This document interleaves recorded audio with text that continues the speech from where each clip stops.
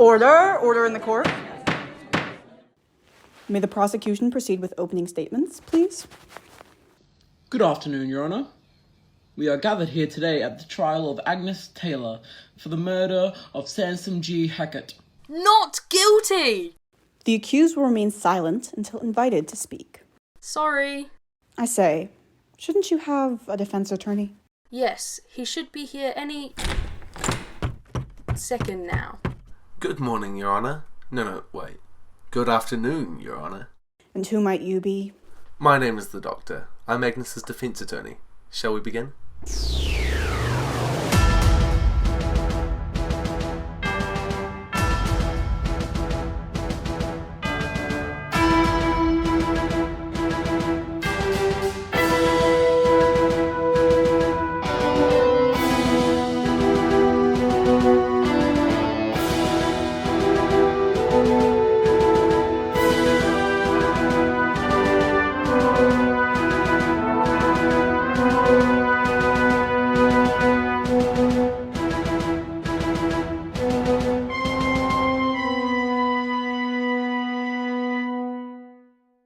Your Honour, it's all quite simple, really.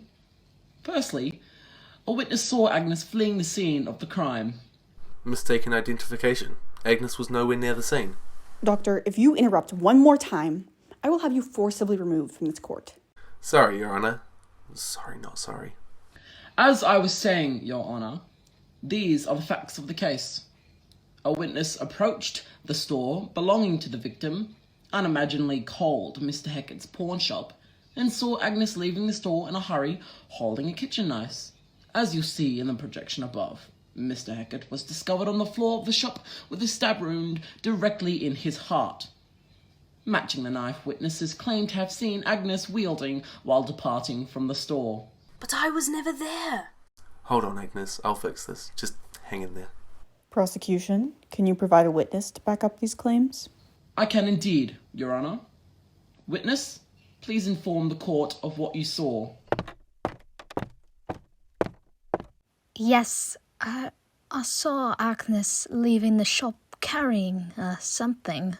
Was it a knife? Well, yes, it must have been a knife. There we have it. But there's more than just eyewitnesses. There is one condemning piece of hard evidence. The security footage from the shop. Take a look. As you can see, there is Agnes approaching, attacking, and leaving. The footage may be a little bit, well, glitchy, so to speak, but this was on the camera when investigators studied the scene of the crime. Very interesting. Very interesting. This concludes the prosecuting argument. Very well. Doctor, you may now begin the defense. Thank you, Your Honour. Where to begin? This is not my idea of travelling through time and space.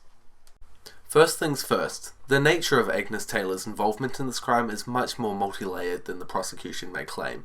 In my investigations into this incident, it's clear to me that there's another hand of manipulation in this. Your Honour, if you were to take a blood sample from my client right now, you would discover traces of the locally grown blue wisp powder, a legal drug as you all know, but one that can have intense effects on the memory. Miss Taylor, can you safely say that not only do you have no recollection of this crime, but you have no recollection of ever having met one Sansom G. Hackett? Of course I don't recall meeting him. I never met him. It's clear to me, Your Honour, that whoever is behind the murder deliberately used the drug on Agnes. You can't have an alibi if you've forgotten an entire day now, can you? Your Honour, even if this is true, which I personally doubt, what of the security footage? It clearly shows Miss Taylor committing the entire crime! So you say, but this is the 24th century. Falsified evidence through security camera edits are terrifyingly easy to create. Didn't you all notice the glitches in the video? If you watch the timestamp when I play it again, the minute jumps around. Agnes entering the shop is at 1622, the supposed murder is at 1647, and leaving is at 1623.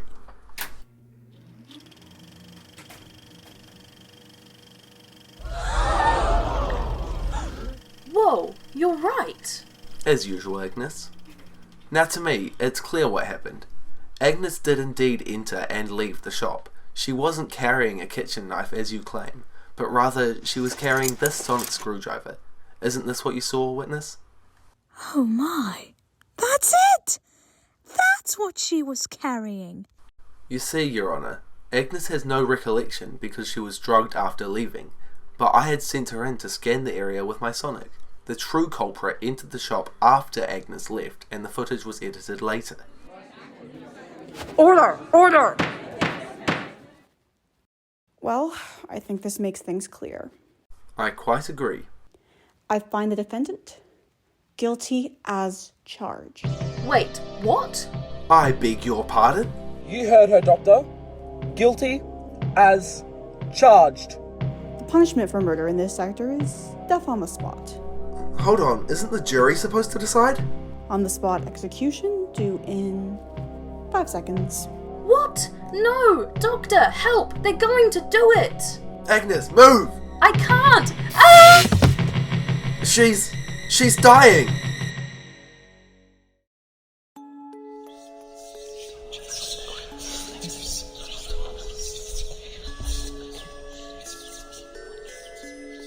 Whoa, where is this? Am I dead? Hold on, isn't the jury supposed to decide? Doctor! Doctor! Can you hear me? Agnes, move! I've heard all of this before. She's dying! No! Please, no! Not like this! Convicted of a crime I didn't do? What a way to go! Agnes, listen to me. Doctor! I can't see anyone! It's all gone dark! Don't worry about it, just listen to my voice. Where am I? What is this place? It's sort of a... No, it'll take too long to explain. We don't have much time. Why? What's happening? I need you to think very hard about what we've done together. Picture it all very clearly. We only left home a while ago. Yes, I know we haven't done much together yet, Agnes, but you have to try. Okay. Mirror World. That was intense. Excellent, Agnes. What do you remember doing there? That madman controlling it all. You were there, and so was my brother Jack. We saved him. And the real silversmith. We saved them all. Did you save me? You saved yourself, Agnes, and you can do it again. None of this is real. You're alive! Alive? I didn't die? I'm still alive! That was extremely weird. Very much so. Care to explain what that was about? And where's the courtroom? I'm beyond confused. Well, for starters, we were never in a courtroom. What? But I was there! I was tried, convicted. There was a judge, a jury, evidence, and even you were part of it all. Yes, we were both tricked. It was not a courtroom at all. It was an illusion. You and I have been pulled into perhaps the most elaborate movie set. A what? Right, of course. You wouldn't know. A movie is a bit like a photograph, only it moves. Think of it like that. A moving picture? Exactly. They're made in places like this. The camera takes lots and lots of photos at once, so the end result is something that appears to move. It's used to tell stories, or sell things, or spread news, or anything really. Get the, picture? I think so. You're saying that basically a play or something is kept in a photo, and that's why they put me on trial? Precisely. We're in the far future though. Everything was entirely projected digitally, pulled from your consciousness using your inner fears and anxieties as a building point. So my fear was turned into something real? For a while, yes. Your anxieties were stitched into a movie plot, and we were filmed in action. It ended when you were supposedly executed. I think I'm getting it now. And what was that strange place I was in after I was pretend executed? You were placed in what your subconscious believed to be the afterlife, and it cascaded into a well of anxiety and inner fears. If you had stayed there, your brain would have believed you were truly dead, and your bodily functions would have followed. I see. So you saved me by keeping me from believing the lie, reminding me of reality. Quite so, but our problems have only just begun. In fact, I think we're still being caught in. Doctor, how come you knew being executed unfairly was one of my irrational fears? You told me, don't you remember? That business with the weeping angels? What are weeping angels? But that's what we were doing before the fake trial, don't you remember? No? I remember being in the TARDIS talking about Well, I don't know. You said something about a distress call. That was... when was that? Doctor, what is it? I think we've been in this studio for a lot longer than just that trial. What was that? Excellent question. Let's find out. Can you feel that? That feeling of constant dread. No, the gravity. It's very odd. Feels artificial. It's all weird. Distinctly the kind of gravity you'd get in a space station. And you know this how? I'm the doctor. I just know. You certainly know how to violate the laws of time. Do I know you?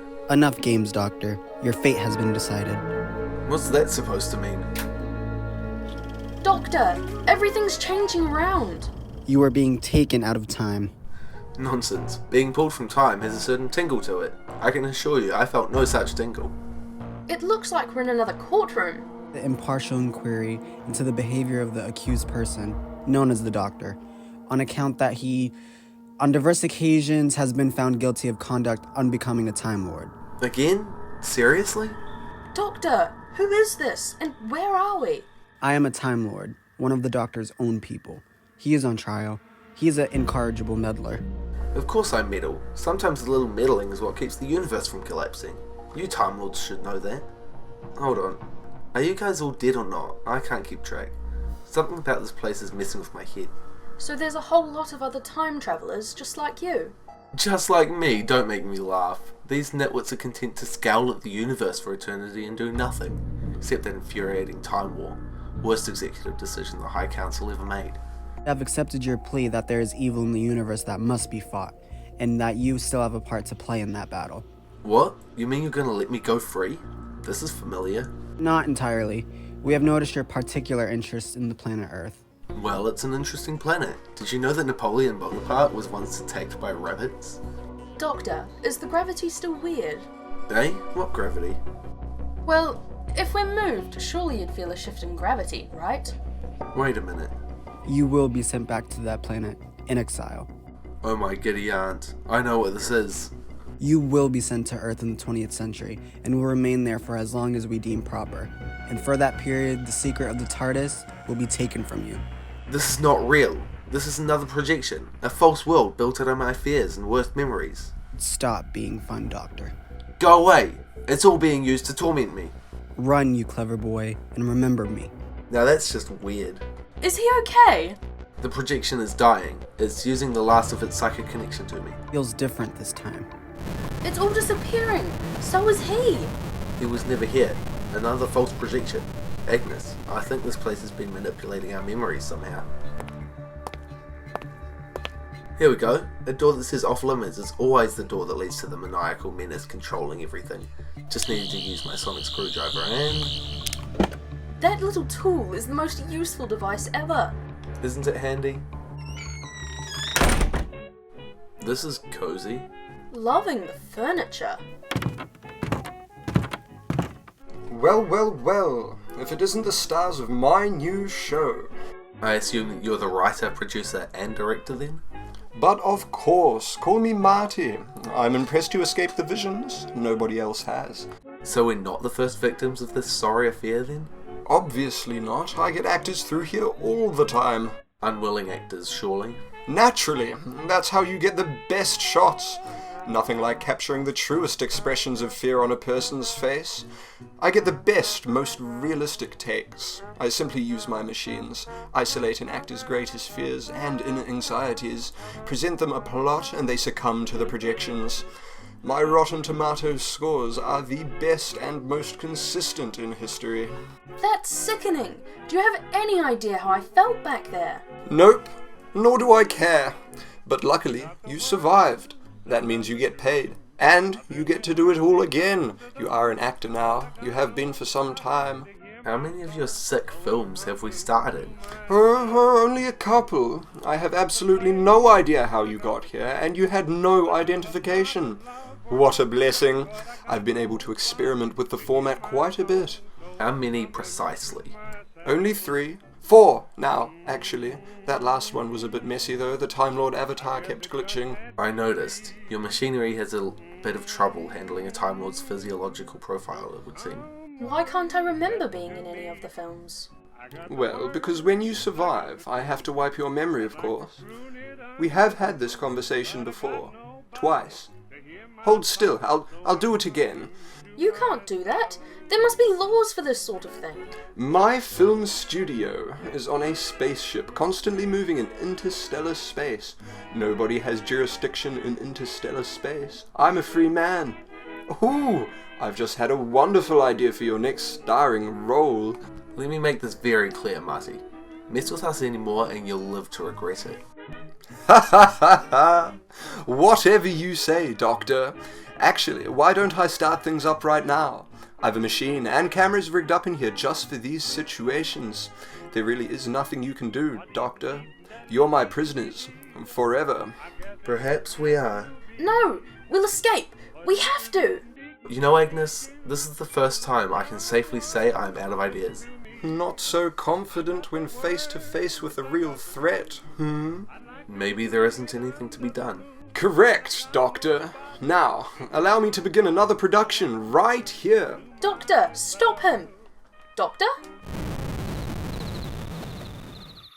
Oh, great. Dark forest at night. Of course it would be. Doctor! Doctor, where are you? Come on, please don't leave me. The Doctor, he's abandoned you, Agnes. No, he wouldn't. Wouldn't he? How long have you known him? I don't know. 3 days? More? Less? I can't remember. You made sure of that. Still a remarkably short time. How long did you know him before running off into the universe, I wonder? Not even a day? But you know him so little. What if he isn't the nice, good man you think he is? What if, underneath, he is something much, much worse? Stop it! How much do you know about him? Do you know his name? Do you know where he comes from? His home? Friends? Family? Passions? Desires? Life goals? What does he think about you? Are you his friend or something else? Why was he so insistent you joined him? And why did you? What did he do for you to make you feel you owed him a life of time and space companionship? He saved my brother! He saved me! Did he? Did he really? Are you sure? Doctor, can you hear me? Are you hearing this? If you can, I know you have a plan. I know you'll fix it. So much faith in someone you barely know. Go away! What would happen, I wonder, if you forgot him completely? What if I wiped your memories up until the day before you met him? Don't you dare! I think I shall. What? Who's doing that? Put that down! This little projector? I don't think so. Doctor, what's going on? I'm giving our friend here a little taste of his own medicine. I had to let him exploit your fears one more time so I could snatch this machine while he was distracted. Could you hear me? Yes, but let's talk later. Right now we've got a criminal on our hands. Make it stop! Doctor, put that down! You can't send me back. Not to that place. What's he talking about? He's seeing his worst fears materialize into reality. We're out of range, fortunately. I'm in control of Marty's solo movie. And are you going to leave him there? No, only for a few minutes. I did get a hold of the station's directional controls. In moments we'll be in the nearest star system, and the local law enforcement will be notified to the presence of this station, and will investigate. They'll find Marty trapped here, and they'll also find the nice letter I found left at the control panel. I wonder what his worst fear is. I think he's made it quite clear. These reviews, they're so low. Far too low. Well then, I've got that camera going. I'll set up this projector on the table and we'll be off. Where should we go, Agnes? I don't know. This hasn't exactly been a fun first trip. I don't even remember a lot of it. Well, normally these things don't get mind-altering. I'm sorry. Let's go. Doctor, who are you? I beg your pardon? It's just that I don't know much about you. I don't know where you're from, where you're going, why you invited me or anything. I just sort of trusted you. I know a little bit more, I guess, from that vision with the fake Time Lord or whatever, but really, I don't know anything. You can trust me, Agnes. Then tell me who you are. You know who I am. I'm the Doctor. Well, Doctor, tell me about yourself. Why should I travel with you? What makes getting caught up in the schemes of mad showmen worthwhile? I can see you want the full picture, so I'll start from the beginning. Hello, Agnes. Nice to meet you. I'm the Doctor. I'm from a planet of time travelers, but I left because they don't look at the universe as I do. I travel all across the past and the future because there's wonder in every corner, mysteries that are waiting to be solved, and evil that needs to be kept at bay. I've lived like this for more years than I care to count. The very best part of seeing the cosmos is the privilege of sharing it with people like you, to have someone to laugh with and talk with and adventure with. That's why I invited you.